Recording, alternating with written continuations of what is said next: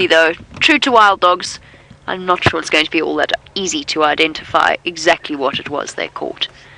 And now as they finish off, they're going to be heading across to the water probably. Oh, I want it. Oh, that could be anything. I can't see what that was.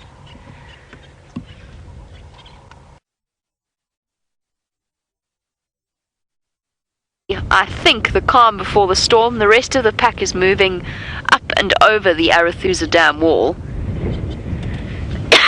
So already they're setting out and heading off once again. And I assume with the alpha female and the alpha male in the lead. Hey, what you got? They're gonna leave you behind.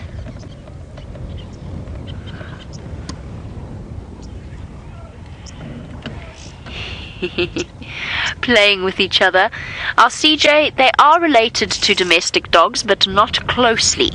So they're in a separate genus. They're in the same family, the canid family, but there are separate genuses. In other words, there's enough of a difference within wild dogs that they cannot interbreed with domestic dogs or anything like that. They're separate enough that they are completely removed from that genus. And they actually, even in contrast to a domestic dog, they have 4 toes on their front foot instead of 5. But people get confused when they hear of something called a wild dog. They immediately assume that these are some kind of feral dogs, and that automatically somehow in people's eyes devalues how amazing they truly are. And yet, they are something completely unique and something very, very special. They have been seen in the past as pests, something that is a threat to livestock, a threat to other animals. And as a result, there are so few left. What have you seen? I think it's going to go and play with the rest of the dogs in the pack. Look at that. Head down posture. It's the typical hunting stance whenever they've seen something that they want to go and race after. Now, James mentioned that they are, I can't remember exactly how he worded it, but essentially that they're likely to kill once again before the day is out. And that is because the wild dogs have an extraordinary hunting tactic. It's the complete opposite to the cheetah, the lion, the leopard, all of those creatures that you saw with James and, oh, sorry, not James, my apologies, sorry James, Tristan and Brent, after some of the leftovers. They course through the bush and they chase out anything that they happen to disturb.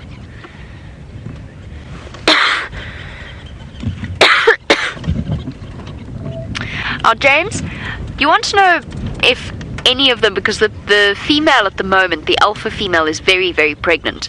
And wild dogs, of course, are famous for their amazing bonds within a pack. So James was wondering, would any of the wild dogs not eat in order to allow the pregnant female more meat? Unlikely, but they might regurgitate for her if she begged at them.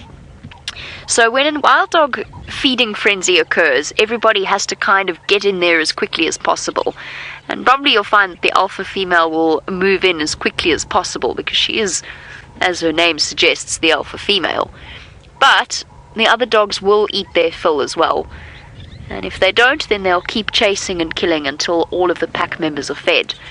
But remember, the rest of the pack also needs to keep up their strength, because once she goes into her denning mode, when she goes to have her pups in a termite mound or something like that, then the rest of the pack will be responsible for feeding her. And they'll race out, kill something, and then bring it back and regurgitate it for her. Isn't that amazing that they are that dedicated? Whatever they killed was quite big. My money's on an Impala outside of the camp. 1, 2, 3, 4, 5, 6. David, you want to know, well, then, did they ever get aggressive over food? Sorry, we appear to be rolling down the hill. I should probably put the car in gear before I take my foot off the brake. Yes, a little bit. Every now and again they snap at each other. They'll have a little growl and a snap, but it doesn't last very long at all. It's nothing like watching a pride of lions feed. A pride of lions will growl at each other and swat at each other, cubs included. Wild dogs, they might snarl just a little bit, and then that's it. Then the rest of it is sort of handled in a very gentle way by begging and whimpering at each other. A lot of the time they'll grab food and they'll have a bit of a tug of war, but it's never particularly aggressive. And they're now off to follow the rest of the pack. There should be 10 of them here.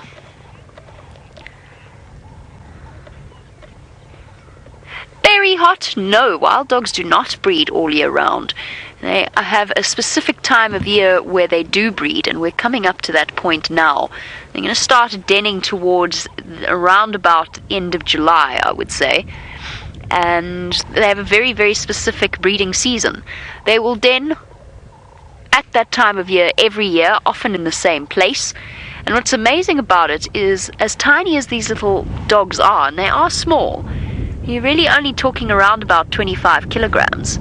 So they're not big creatures, but the female can easily have up to 20 pups. 20 pups.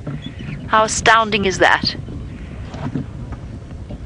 I cannot believe we have the sighting to ourselves. I'm still reveling in this. All alone with the wild dogs. How cool is this? There they go, trotting towards the muddy water of Arathusa Dam. And wild dog is not afraid of getting itself muddy. They might even roll, although I don't think so. It's too cold for that, surely. Oh, squelch, squelch. There you go. Have a quick drink.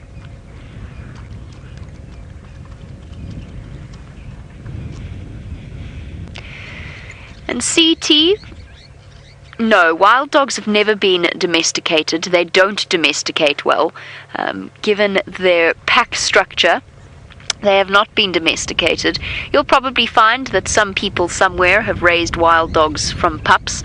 I'm not sure how well that has worked out for them, but it is not something like in a situation where wolves have been slowly but surely crossbred as well with domestic dogs.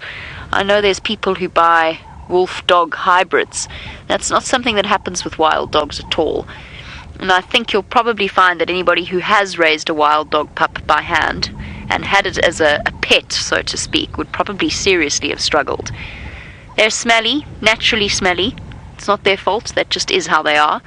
And their pack is so critically important to them that really it would be a terribly tragic thing to put them in a situation like that. Okay, we're going to move. We all know how wild dogs can go when they want to. I know these dogs are hanging out around the water, but I just want to get towards the dam wall, so if they do decide to cross over, we're in a position to follow them.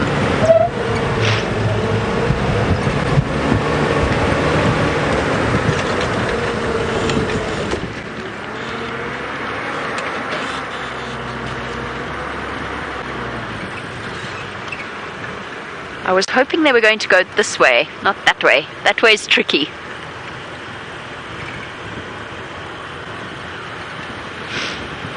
Anna, an interesting linguistic distinction. Anna wants to know, well, why do we speak of wild dog packs and hyena clans? And the answer to that really is wild dogs are dogs, like you get a pack of wolves, whereas hyenas are hyenas. It's something completely different to the dogs. And so we talk of clans. It's also such a different structure. You know, a pack is one thing. A hyena clan is really very different. A hyena clan is all about the ladies. It's led by the females.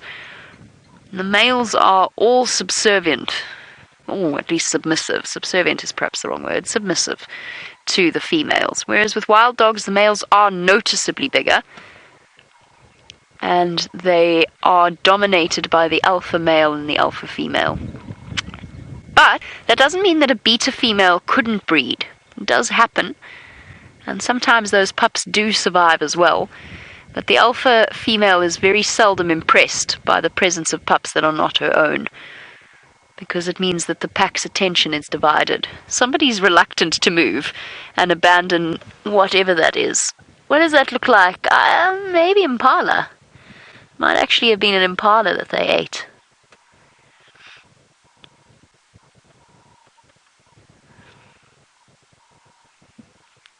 Bit tricky to tell.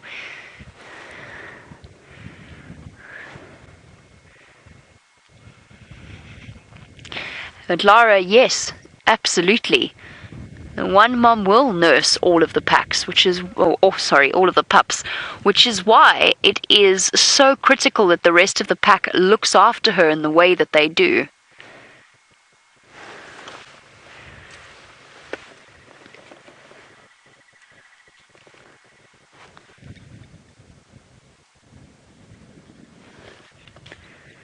FM, I'm here with the rest of the pack, still at the Marty.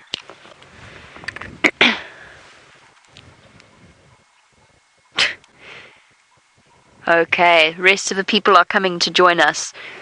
We've been so lucky, though, to have had this sighting with them. So we're talking about the mother. She nurses all of them, and which means that the pups are weaned quite quickly. And so the pack then not just provides for mum, but also will feed the pups as well. And it's something amazing to watch. I do wish we could watch that on a live safari. Right, from active doggies, let's go across to a sleeping beauty.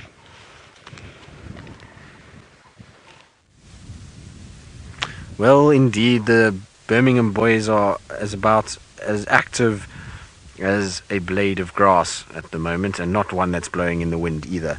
These guys are fast asleep. So you can see there's one there, there's the other one. So that's two of them that are completely sleeping. Now, I'm not sure which two those are.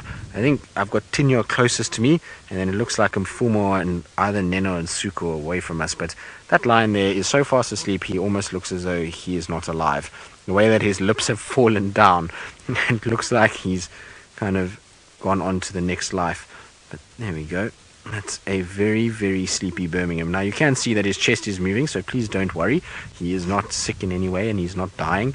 He's just fast asleep. And this is what happens when you digest a buffalo, is that you end up on your back with your legs open and your head flopped down and in a sort of comatose state of sleep, and basically just trying to digest whatever you've eaten for the day.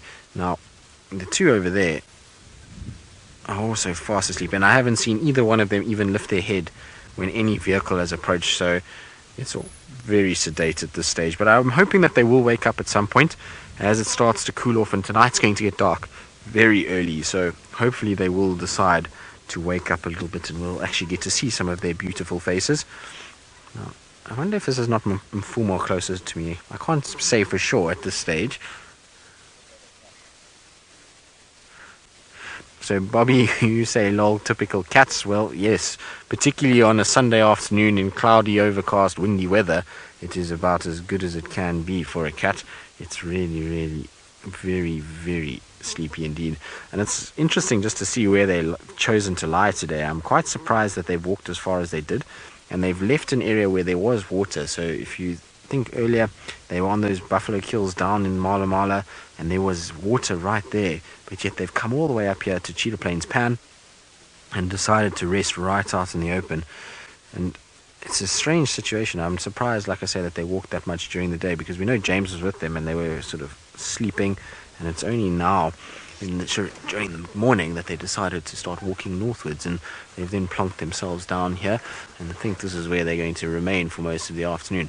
What will be interesting is to see where they go from here, and whether or not the fourth Birmingham male arrives, or if they call towards him. It'll be interesting to see if that happens, and hopefully they'll be able to call before we leave this afternoon, because we have to head back slightly earlier, so hopefully they'll be awake. But with these sort of overcast, dark conditions that we've got currently, it should be perfect for lions to be awake a little bit earlier, because it's going to be dark much earlier tonight. So I'm hoping that we will get some sort of action out of them, and we're not going to end up with this situation where we've got flat sleeping beauties for the rest of the afternoon.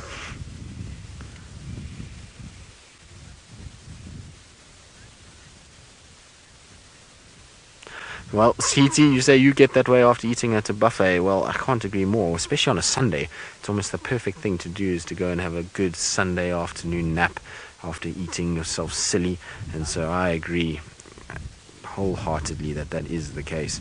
And these guys are doing it as probably as well as they possibly can. They are definitely champion sleepers at this stage. Now you'll notice that his back leg is sort of up and splayed, and that's all just to help with the sort of opening of the legs, keeping the body cool, because even though it is a cool afternoon, the body is still generating a massive amount of metabolic heat by trying to digest all of that protein that's inside of them. Also, it's probably just a little bit more comfortable than lying on your side all day long, so that's why you see those legs sort of sticking up on the edge there. But if it wasn't for the fact that he was breathing, he honestly does look as though he may be dead. Which is not a good look at all. Like I say, I'm not sure which one is which at this stage. Their heads are so buried in the grass at the moment, it's difficult to make any sort of ID on any of them. But it looks like the one closest to us could be Tinyo or Mfumo. They've got quite dark manes and lots of scarring on the nose.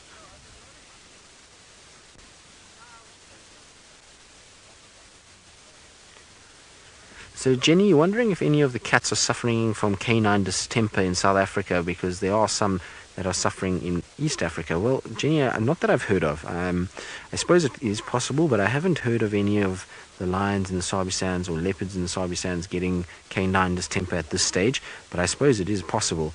Now, the Sands pack that Jamie is with, they are showing signs of it, and there's the sort of vets that are checking them out and seeing how they are and monitoring them. So let's just see how that goes. But it would be interesting to know if it can cross over and if there has been any reported cases in this area. Not to my knowledge, I haven't heard of it in this particular section, but it's not to say that it can't happen.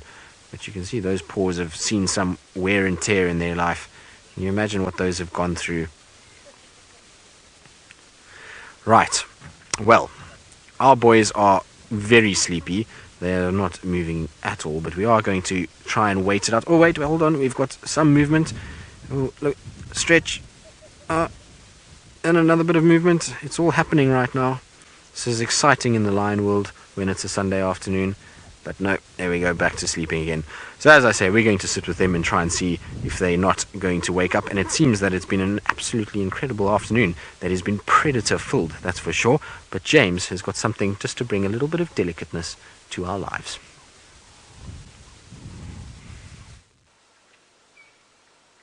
Here's a little bit more subtle than we've been seeing for the rest of the afternoon. Well, I suppose in keeping with the subtlety of the bushveld gerbil. I bet you can't even see what we're looking at there.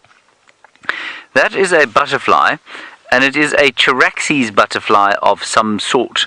Now, I know that it looks like a piece of brown leaf underneath a large leadwood tree, and that is not what it is, though. And when it opens its wings, it has flashes of the most astonishing crimson colour. But unfortunately, if it opens its wings, it's normally flying around at a speed that defies belief. Now I'm going to walk around here and hope that it will open its wings very slightly, because they really are quite stunning. And it's a big butterfly. I mean, it's a good 2 inches long from the tip to the tail. But it just simply will not open its wings. It knows that it's been spotted, you see. And many of the Charaxes are like this. When they open their wings, they're a great flash of beautiful colours. Oh, there's another one. I just disturbed it. It's flown out. Can you see it there, Ferg? It's landed in the tree. It's landed in the tree above your head. Just hang on a second. Is it flying now? There it is. Sorry about this, everybody. It really is impossible to film these things. The only reason they fly is if they're startled, which clearly that one was. We'll try for one view here. Can you see it, Ferg?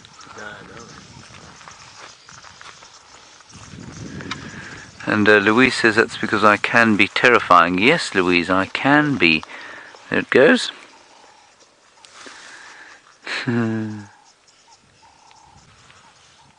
Okay, has it landed? I think it's landed on the side here. Come.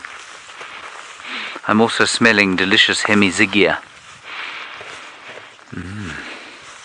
Our beard, it does look leathery, doesn't it? But it isn't. It will be that delicate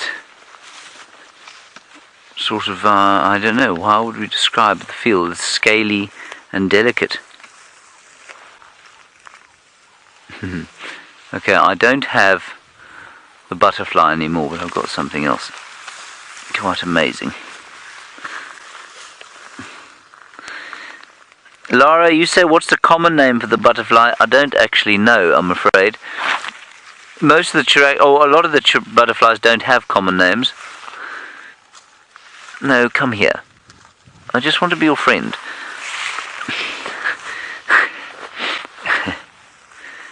It is a little grasshopper. Hello.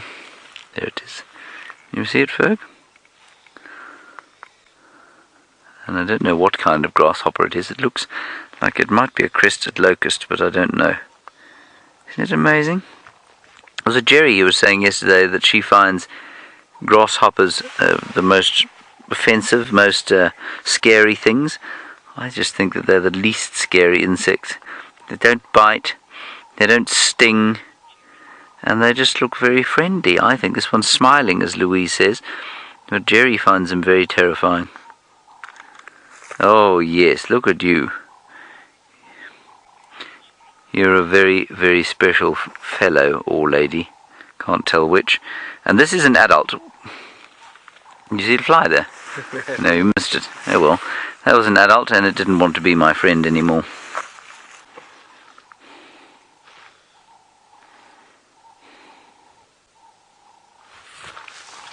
Let's carry on. I remind everybody, fireside chat at 5:45, and we are going to be celebrating the life and times of the great Karula, Queen of Djuma, of course. And I also wanted to say, oh yes, you can buy a t-shirt with her immortalized image on it, so you can immortalize her in your wardrobe if you go to shop.wildearth.tv. That's shop.wildearth.tv. There is a Karula t-shirt there, and I believe that although it was originally only in white, due to popular demand and the apparent dislike of the colour white, it will now be in a number of other colours. So that's something you can look forward to, perhaps, if you don't like white. That's shop.wildearth.tv. Let's head across to Tristan so that he can tell you about sleeping.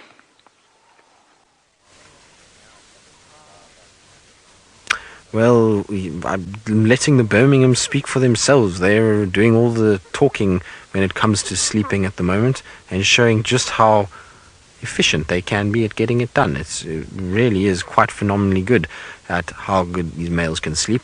I'm astounded by the fact that they really have not moved. Other than that stretch that we had earlier, there has been nothing. As you can see, they're still in exactly the same place, although I do lie, actually. The one male closest to us did roll all the way over and has now not got his back legs sticking up in the air, but that is all that is moving at this stage of the male lions. And like I say, even the grass is moving more than they are this afternoon. It is still a very sort of pretty scene. You can see that male's rolled over now. It's still quite nice though, with the sort of cloudy, ominous skies that are above them. It's almost got a sort of nice atmosphere about this afternoon. And you can actually see how fast those clouds are moving if you use the trees as a sort of way of watching them. Now, let's see. Maybe if we come back a little bit, Craig. There we go. You can see that the clouds will move over fairly quickly, so they really are blowing at quite a rate over the sky, and it's hopefully will mean that we'll wake up tomorrow to some clear skies and none of this overcast weather again. Now, I don't mind overcast weather, but it must rain if it's going to be overcast. It's never that fun to have overcast weather and then just cold and windy with no actual rain falling. And rain would be an ideal thing. It's starting to get very dry again.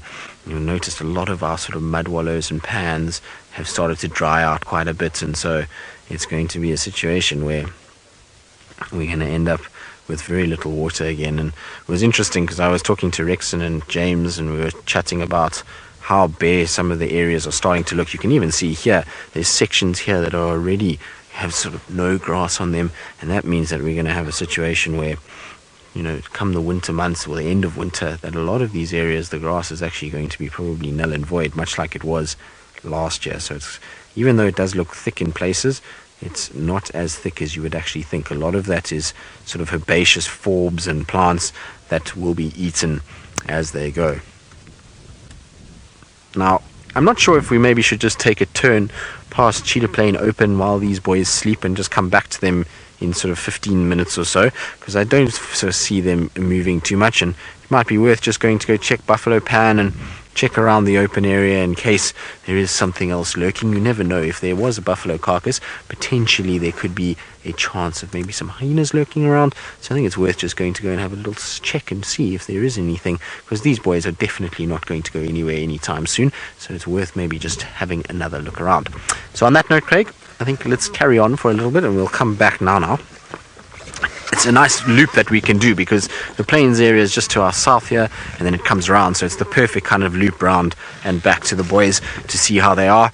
And then we'll probably sit with them for a little bit and see if they don't move, and if they don't, then we'll have to carry on and get back, because as James mentioned, fireside chat this afternoon, all things Karula shall be discussed, and so we don't want to be late for that, otherwise we might be in a little bit of trouble. And certainly when it comes to Karula, we wouldn't want to keep the Queen waiting, so we'll try and get that side on a timeless manner. So let's go across to Jamie quickly, because I think the dogs are active and doing some cool things. I've counted 5. They are! We're racing. I'm trying to talk to people on the Game Drive radio at the same time and make sure we don't fall into a hole. Hold on. They mobile back towards the drainage just to the west of Arathusa.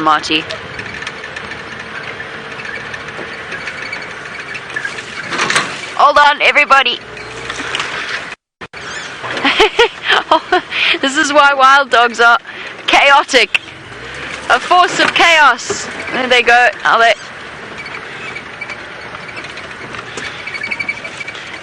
They're all hopping up and down so they can see over the grass. There they go. Okay, we can't get through this drainage, unfortunately. And these Mahlorwa are now mobile south. They've just crossed the drainage. Oh, goodness. Alright, hold on, everybody. They are such exciting animals. There goes one. There. Okay, there's no way we can drive through here, unfortunately. We're going to do more damage. That's the big pregnant female. Looked like it might have been her. Quick, quick, quick. Back we go. Oh, wonderful.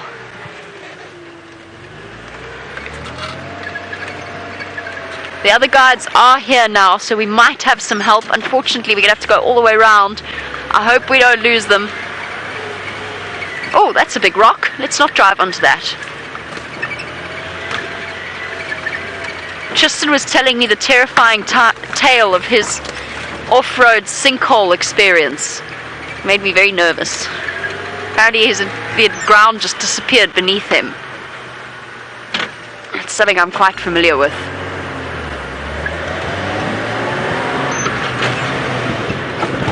Whee! Back again. I just found them here. Then they were there. Now they're back there. There goes my hat. Complete with microphone. Sorry. Bump! Sorry. Just Sebastian clinging on for dear life. It's another bump. I didn't see that one. Saw that one. I've never thrown a cameraman off.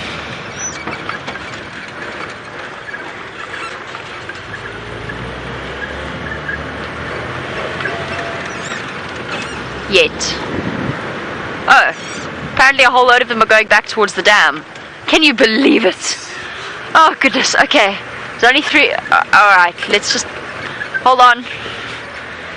let's go back to the dam then, I guess. And then once we have one more view, then we're going to have to make our way out. Whee! Oh dear, I might have made the wrong decision here. Well, let's see. They're wild dogs. They could be anywhere. Hold on. Bump.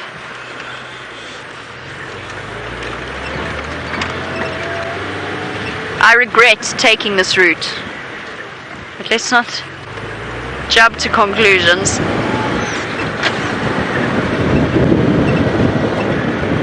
Whee!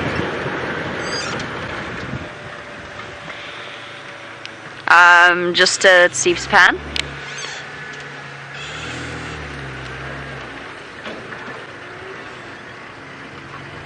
Please repeat. No, negative. I'm just trying to get around. Last visual I had was going south across the drainage.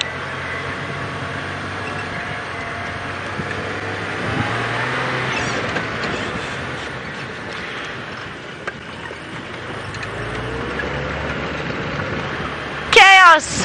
Chaos reigns! I'm just chatting to the other guides. They want to know if I've got them. I want to know if they've got them.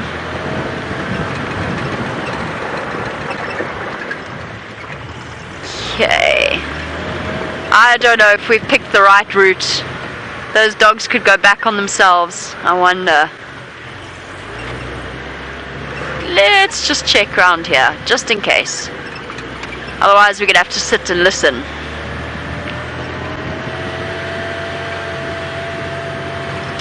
Ah, Jenny, the most endangered canine in Africa is called an Ethiopian wolf, or a red wolf. And they are found solely in the mountainous areas of Ethiopia, as far as I know. Oh, hello, there's a person there. Cool. Well, there's no point in us both checking here. Let's go back the way we came.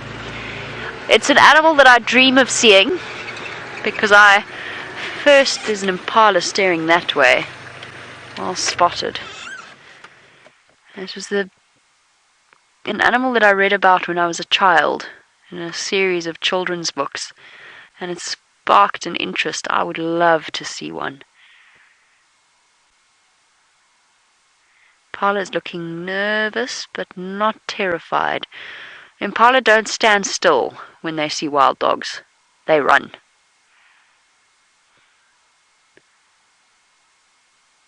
I think let's go back the way we came. You've got a vehicle there. Let's go and check. We're right on the boundary with Elephant Plains. Watch now, if I leave this Impala, they're going to come racing out.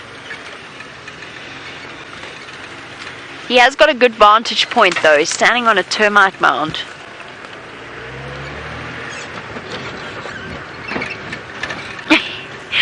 My toes have cramped. Ow. I obviously need to eat a banana. Toes curled in on themselves in my boot.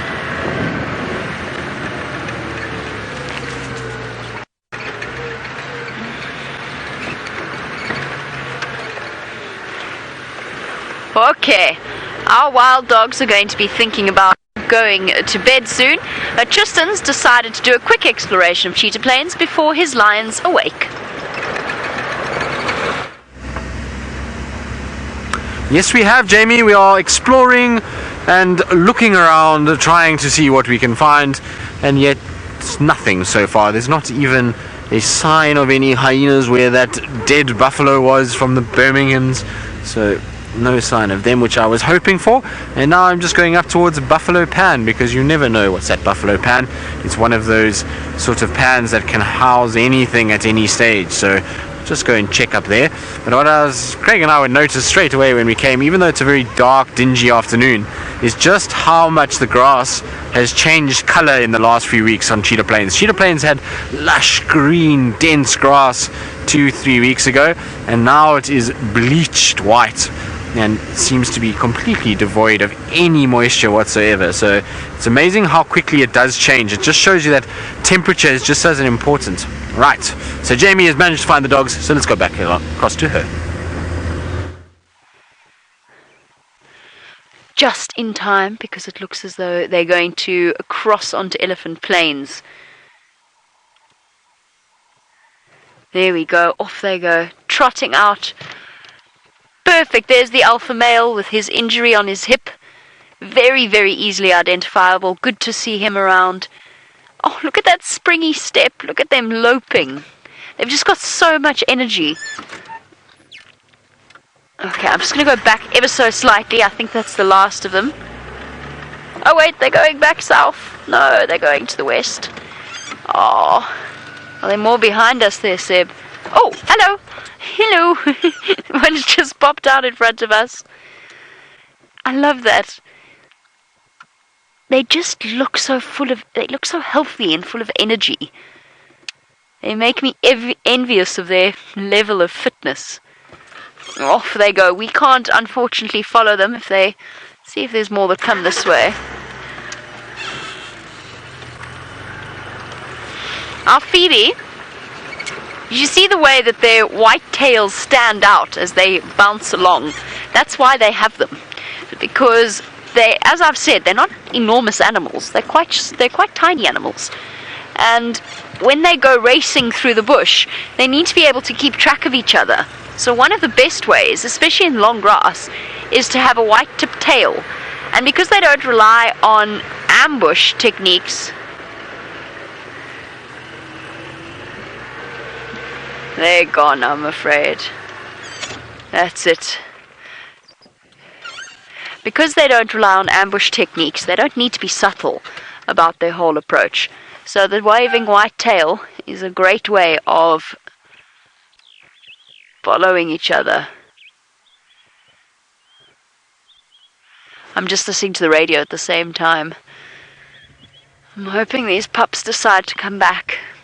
But that, to the west of us, is Elephant Plains, and there's nothing we could do here, unfortunately.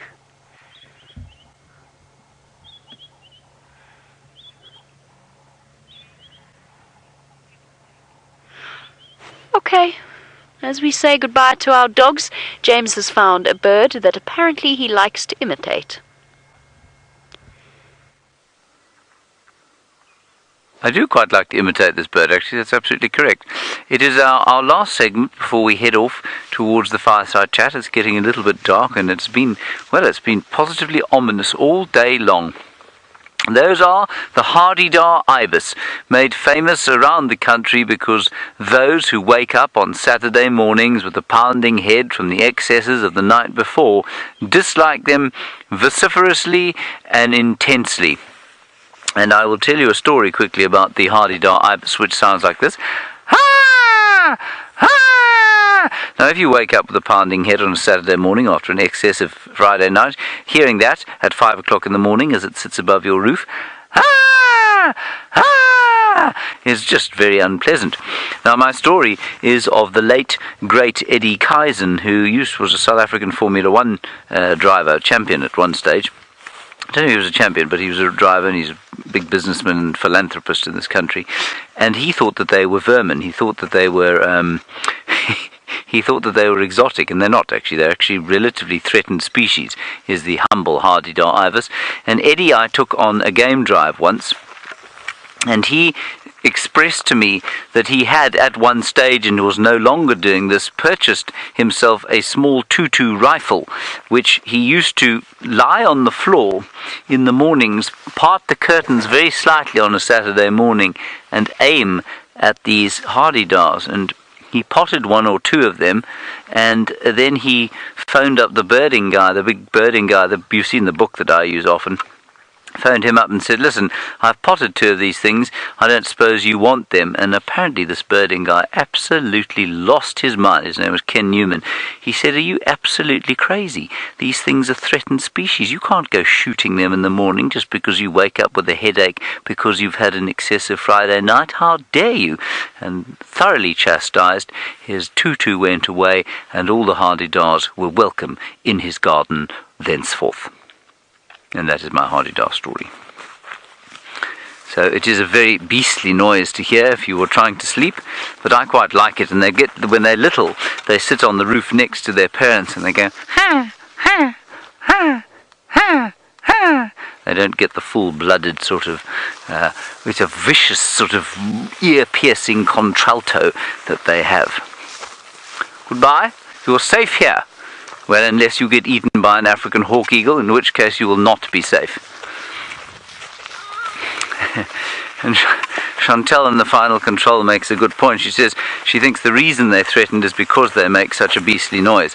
She might have a point, actually, except that I think that they're threatened throughout their range, not just in the ignorant capital or ignorant reaches of Cape Town and Johannesburg, where, of course, wildlife is not a big thing. Although there are many very nice garden birds in both places. And Louise in the final control would like to know where else they occur. Louise, they are very widely distributed throughout South Africa. I think you'll find anywhere where the rainfall is in excess of around about 350 millimeters, I think you will find Hadeda ibis thrive. All of our major cities, I don't think you'll find them anywhere near the Karoo, but you'll find them all the way down the coast. Certainly where my parents live in Kenton-on-Sea, they make a big noise on the roof there. All the way in Cape Town they make a noise, Johannesburg and Pretoria. So anywhere basically where you have rainfall over plus minus 350 millimeters, which is 1.5 inches. Right. That is the Hadeda ibis. We are now going to hie our way at great speed towards the tent for our fireside chat. And while we do that, let us go back to the Birmingham boys.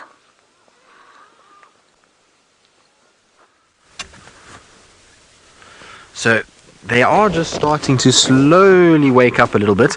So we can see Mfumo is just giving us a little look now. He's kind of looking over his eye, and it seems like all his wounds have healed quite nicely. That wound under his right eye seems okay, and his face is still a bit scarred up, but he does still look very good. And I'm surprised his mane is still so light in comparison to some of the other Birmingham boys. The other Birmingham boys seem to have gotten a little bit more dark coloration in their manes than what he's got at this stage, but I'm sure it will develop at some point. Are you starting to wake up, boy? Yes, it's good that you are. It's a good time to wake up. You can see there's the sort of darkness in the mane of one of the others, and the male at the back was also much darker. What have you heard? Nothing. Are you about to flop down? Oh, goodness. Look at that belly. There goes Mfumo. I thought maybe we were going to see them waking up a little bit. It is that time of the day where they should be waking up, but it seems that no, back to sleep we go. And look at the size of that belly. You can actually hear him breathing. I'm going to keep quiet for a bit so you can hear him.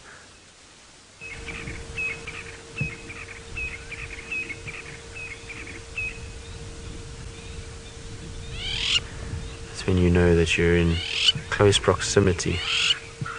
When you can hear a male lion breathing, then you know that they are not too far away from you.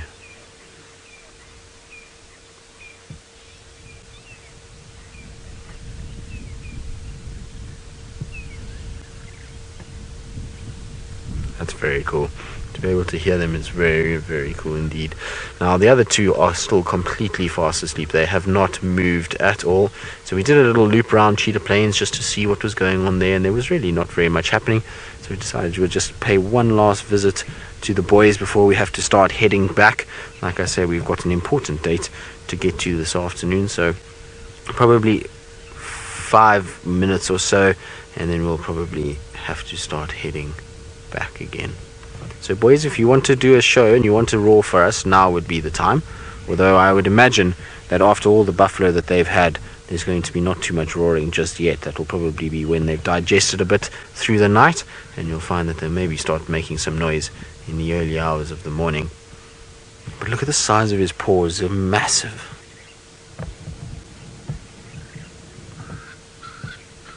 So Channing, you're wondering how old these Birmingham males are. Well, Channing, they are now, we estimate, because we don't know 100% sure, but we estimate them to be, now would be just approaching 7.5 years of age.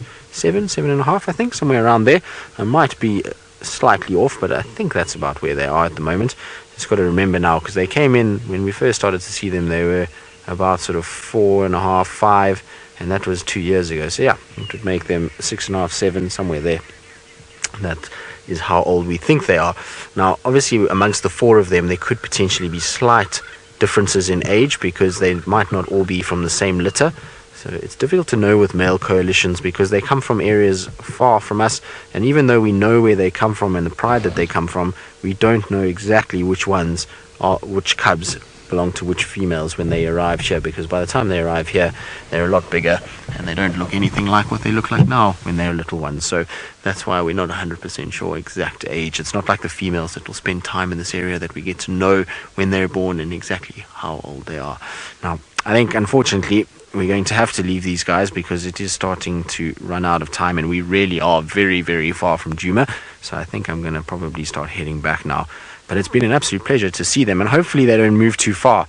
I'm hoping that they'll decide to kind of nap here through the night, although that's not Birmingham style. Birmingham style is to sleep during the day and then march the entire property at night, and so I'm sure they will be up and moving at some point. But it would be really nice if they were still lying here and we had a beautiful morning sort of golden light coming up. It would be a very pretty scene to see them here. So let's hope for that. But otherwise, it's been really nice to see you 3.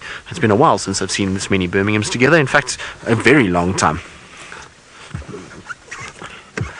Right, we're going to start heading back, and I believe Jamie is slowly starting to head back as well. So let's go across to her and see what she's got to say. What have I got to say? I love wild dogs. Oh, they're incredible. There's so much. I'm not allowed to use that word, actually. I'm not allowed to use the word incredible anymore. James counted, what was it? 20 times I said it once during a TV show. He kept notches of all the times Brent and I said incredible. So we're not allowed to say the word incredible anymore. Marvelous. This month is Marvelous May. The dogs are marvelous. We tend to get stuck on an adjective and then it just tumbles out of our mouths repeatedly without any thought behind it. But we too are heading back to Djuma. We're all the way on the western end of Arathusa. So we've got a fair journey home before we get to Fireside Chat, so we might have to put foot just a little bit. We're going on a road trip. If I've got time, I'll stop off at the hyena den, but I might not have time. Depends how long I take to get there. I didn't sneeze once while I was with them. On a 120 kilometers an hour on a main road. Not in a reserve, I would never do that. That would be hugely irresponsible, and not on a dirt road because I probably would have killed myself. But I was I've done it a few times actually, taking game drive vehicles, not these guys, but taking game drive vehicles to be serviced in town. I'd often have to drive them to Zanin. One very memorable occasion, I was taking a Land Rover in on a tar road, and it just decided to swerve into an oncoming truck, so I ended up going straight off the road in the opposite direction. That was quite scary. I've driven a few quite fast, but 120 I think is as fast as I've ever been. Luckily it was a game drive vehicle with a windscreen, because it would be impossible to do in these vehicles. You wouldn't be able to see. The wind would blind you unless you were wearing goggles. I should have got myself some cool goggles, or one of those bicycle helmets, motorbike helmet. I think I could pull off a motorbike helmet. I like to think I'm cool like that. Got no idea if I am or not. Yeah, that's exactly what I'd look like. With my frame, I'd look exactly like a bobblehead.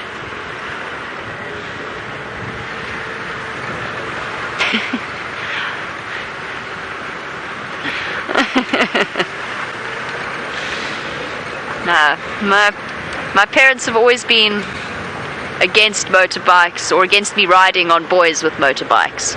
It was one rule when I was growing up. So I'm sad to say I've never ridden one. I think I could definitely pull it off. Get one of those really massive ones.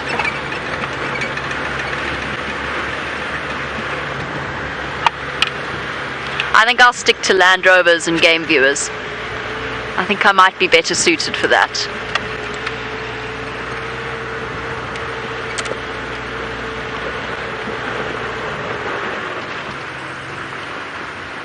Hello, Impala. I'm sorry, I can't stop for you. No time today. Beep, beep. Beep, beep. Sorry, sweetheart. Come on. Come on. Off you go. And you too, mister. Scoot. No, that's not... Okay, we can go that way if you want. Whatever makes you happy. I'm sorry, my dear. Thank you. Thank you, thank you.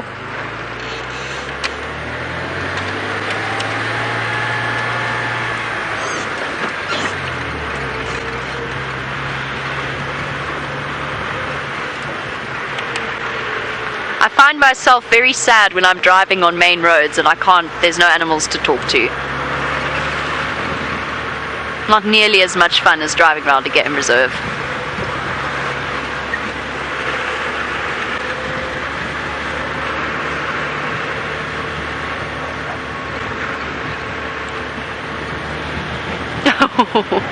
Got 20 minutes, everybody. I'm gonna make it, but it's gonna be a little bit fine.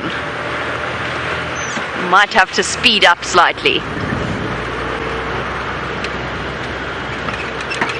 But the reason, by the way, the reason that I'm saying the dogs didn't sneeze was Tristan had them 2-3 days ago, and he was a bit concerned because they were all sneezing, which is with discharge from their nostrils, which can potentially be one of the symptoms of canine distemper, which is a disease that wild dogs are very susceptible to unless they've been vaccinated, and unfortunately has been known to affect wild dog populations in the past. It killed most of the Lower Sabi pack last year, so we're always keeping an eye out for those sorts of things. Now, personally, I don't know if any of you spotted anything on the footage. It's always difficult because I'm looking all around in a sighting like that. I didn't see any sign of them sneezing. I think that means we can be a bit more hopeful that the Sands pack are absolutely fine, I hope.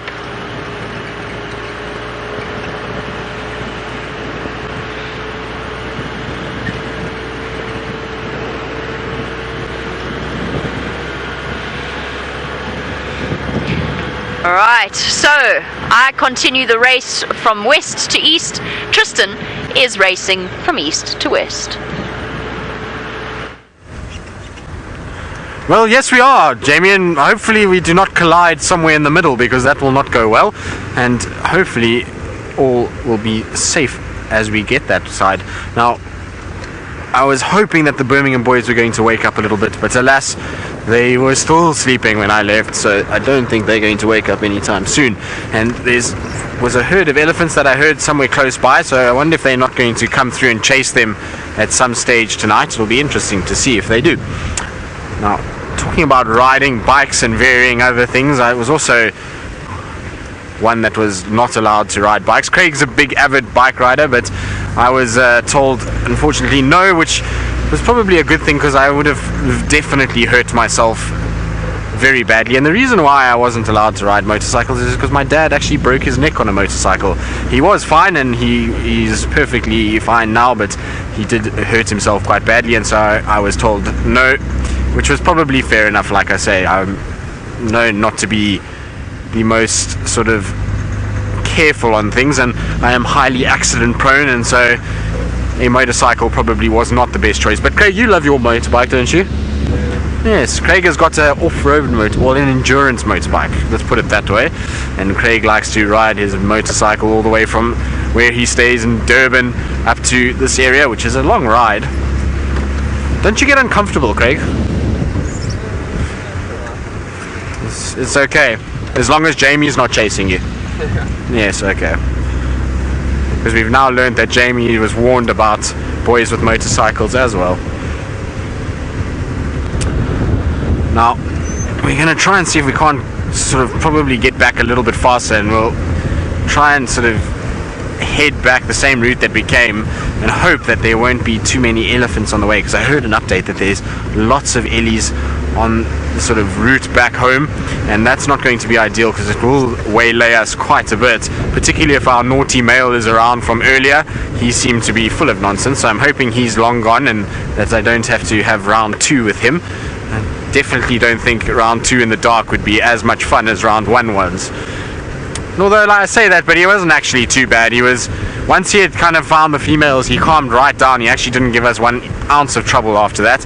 I think he was just sensing the females were somewhere close by. Come on. Now there is a nightjar somewhere in front of us. There we go. I just want you to land a little bit more off the road so I can get past you, little nightjar. Let's just turn off our lights so we don't blind it. Now normally I would stop and have a look at you, nightjar, but today I've got to get somewhere. I'm sorry. No, don't land there. Oh, come on. There we go.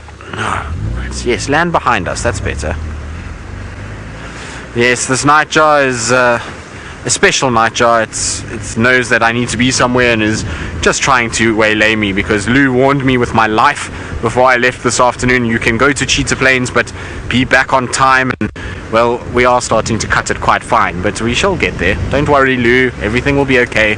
I can hear Lou in her mom voice in her Sunday best, wagging her finger at me through the camera lens. Lou, it's a disconcerting feeling, so I hope you're not doing that.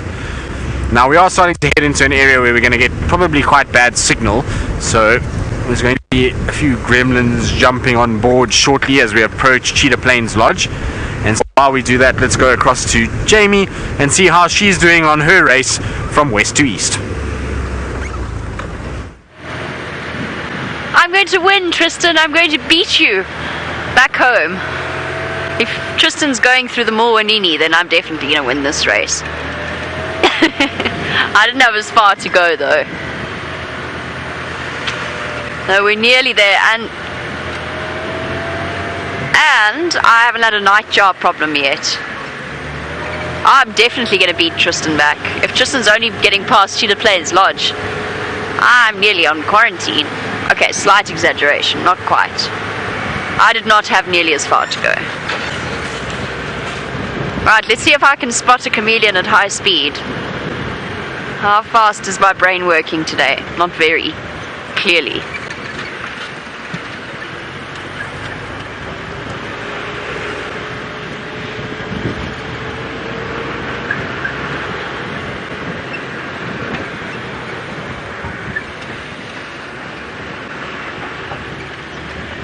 This will be Murphy's Law. This will be when we bump into a leopard. Which would be wonderful. I, for one, would not be complaining.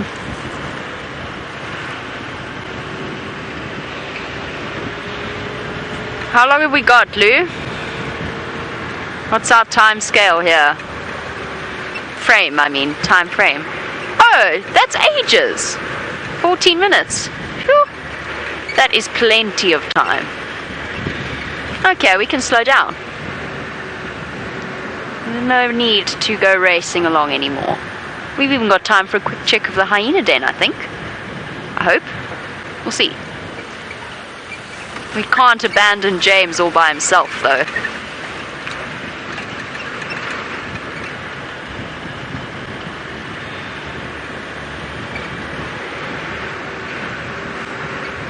Apparently, lots of you sending through some truly amazing pictures of beloved Queen Karula. You know, without giving too much of our plans for this evening's fireside chat, I sat back and thought through all of the amazing sightings that I've had with her, and I really have truly had some special moments. And basically every road that we drive along on Djuma is attached to a memory of Karula. Just here, for example, she had that Impala kill. Scrub hair. She had an Impala kill that she'd hoisted up high into a tree. Excuse me. Hello, Zebbies. Good day. Now, Sebastian hasn't even had a chance to put the infrared on. He hasn't had a second to breathe, let alone do that. Hi, boy. You're, okay. Dare I make the zebra crossing joke? No, because he's not really crossing, is he? He's just swishing. And I can hear a pearl-spotted owl somewhere.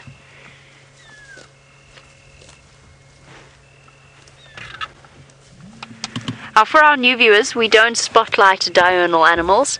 It dazzles them quite a bit, and it can actually really make them more vulnerable to predators. Okay, quickly across to Tristan. He's just going to update you on his progress.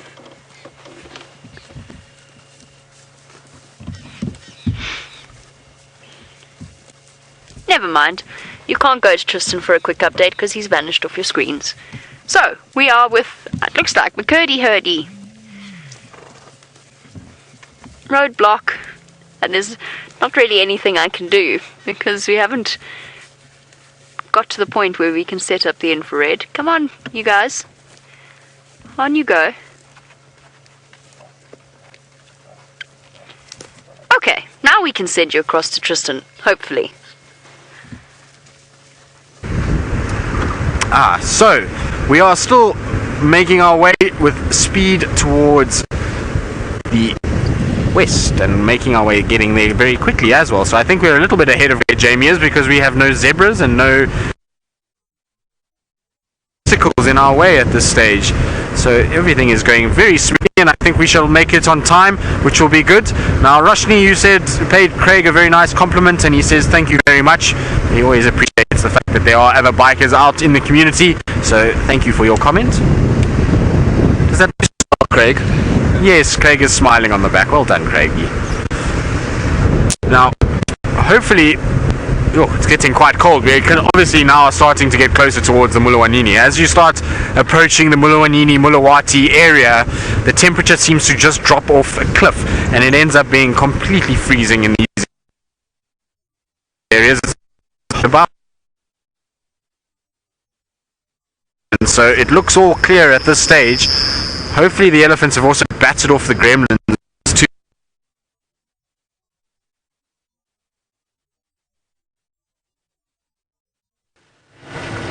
Oh, it seems as though Tristan has disappeared off your screens. I'm fumbling desperately for our lights.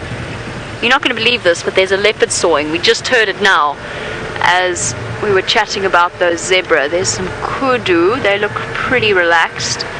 I'm guessing he's at Treehouse Dam.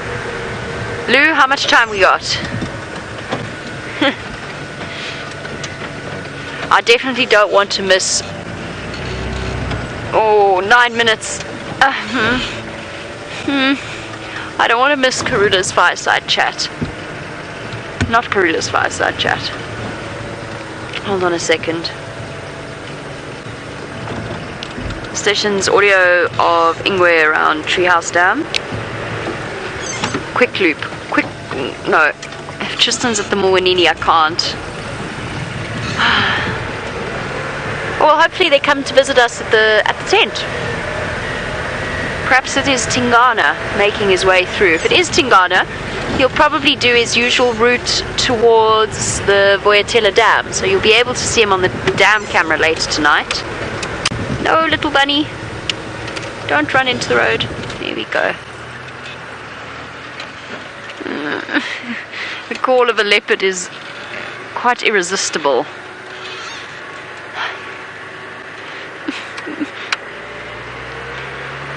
Oh, I can't.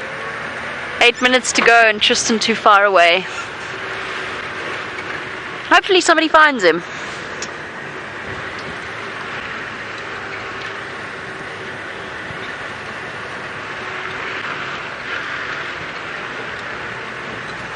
Or he comes to visit us. You never know.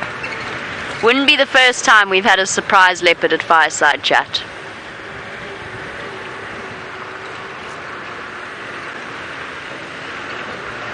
Oh, every instinct in me is rebelling.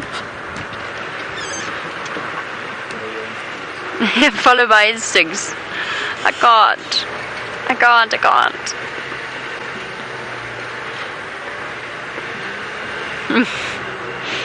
Lou is telling me that my instincts are leading me back towards the tent. That's what my brain is making me do. Okay. There's always tomorrow, everyone. And we have seen on this drive leopard, lion, cheetah, wild dog. We just need a spotted hyena ahead of us, and then we've got all of the top 5 predators. What a special day it's been. I'm just turning off all of my lights, driving in the dark, because there's a herd of impala ahead of me, and if there's a leopard roaming, don't want to make them more at risk, especially although the wind has dropped completely. Otherwise it would have been a really perfect night for predators. Cloudy, windy. Well, with any luck, we'll have a leopard, I mean not with any luck for the animal, but we'll have a leopard on a kill tomorrow.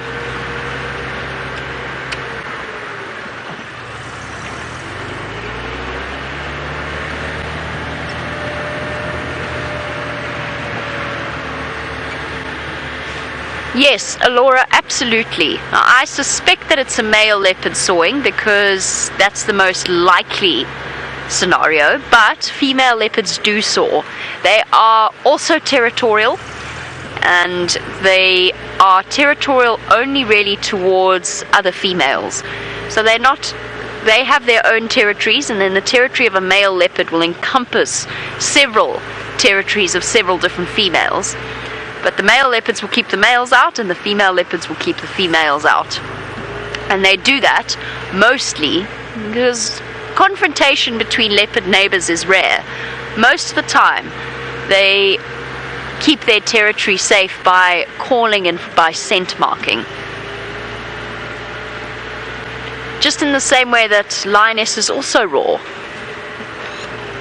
They are also able to do it.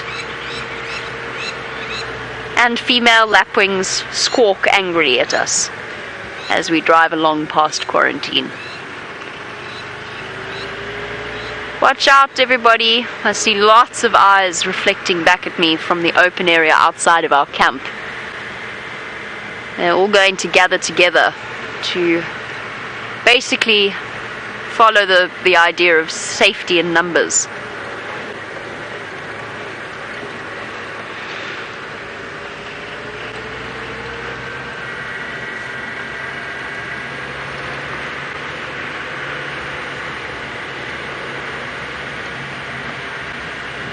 Alright, Tristan and I are now vying for who's going to get there first. I'm going to win, but he is back on Djuma. Well, Jamie, I don't know. It's going to be interesting because I'm on Weaver's Nest and I'm coming for you, so I will see. I have this feeling we're both going to meet on quarantine at the same point. So we've managed to make some serious ground. We got through the Mulawanini and Mulawati quite quickly.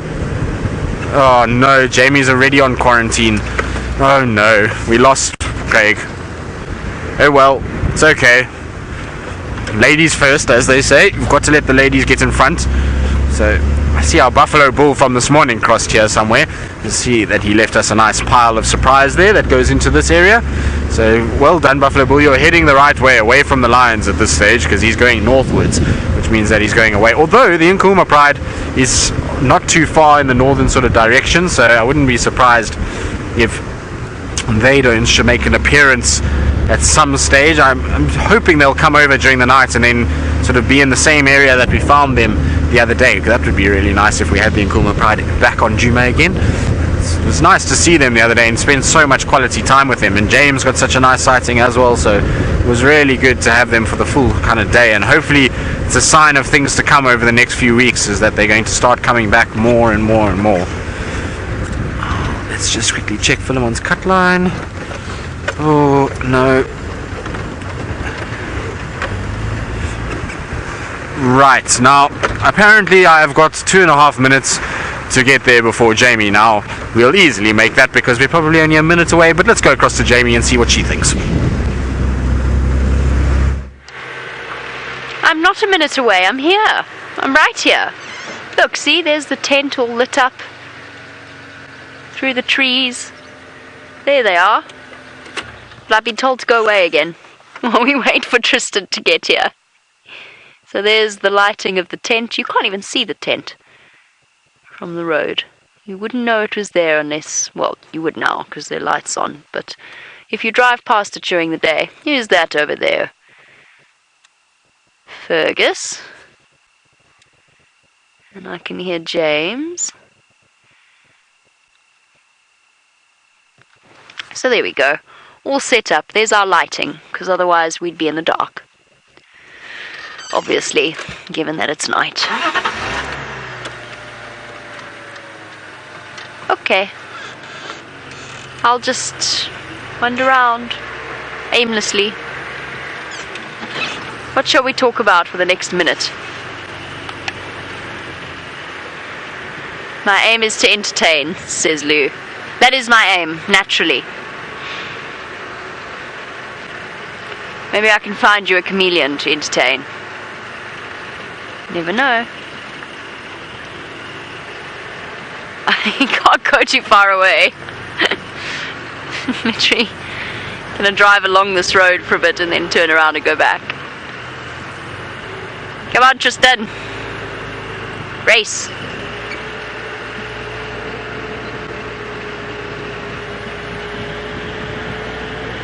Ah, see Tristan's lights approaching somewhere near warp speed. He's zoomed in there.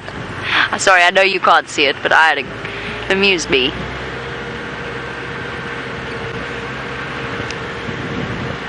Alright. Okay, everybody. I will see you very shortly. Enjoy your fireside chat. I'll be there in a moment.